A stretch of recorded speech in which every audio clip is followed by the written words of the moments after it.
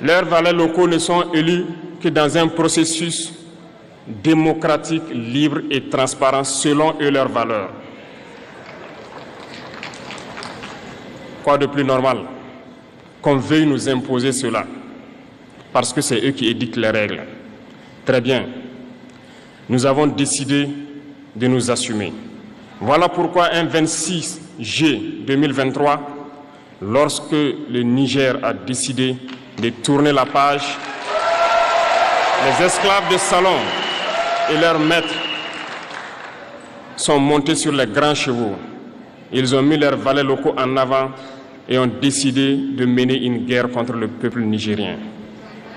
Nous avons donc dit, quiconque osera s'en prendre au Niger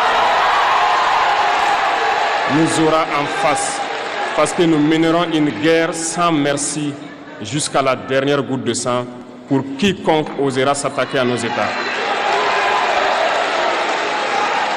Cette parole, cette décision que nous avons eue hier est d'actualité aujourd'hui et sera d'actualité demain et pour toujours.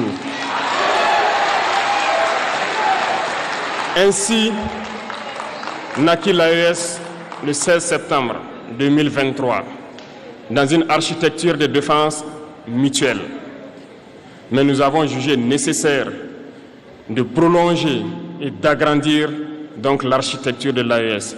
Ce qui nous rassemble aujourd'hui doit nous permettre d'aller sur d'autres terrains en plus de la défense, notamment les finances et l'économie, les infrastructures, la santé, l'éducation, bref, j'en passe. Je souhaite donc que ces moments soient pour nous une histoire que nous allons écrire pour l'AES, mais surtout pour l'Afrique et pour le monde entier.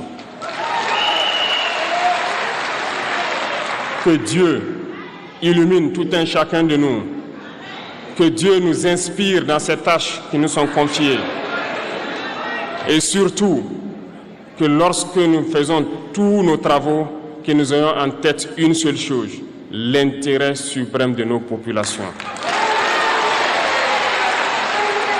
Sur ce, nous prions encore une fois de plus, bon Dieu, qu'il nous accompagne tous dans nos différentes tâches, qu'il protège nos combattants qui, grâce à eux, nous permettent d'être assis ici et d'échanger autour de l'avenir de nos États. Soyez donc remerciés une fois de plus, peuple nigérien. Soyez unis et solidaires, peuple de l'AES, la patrie ou la mort.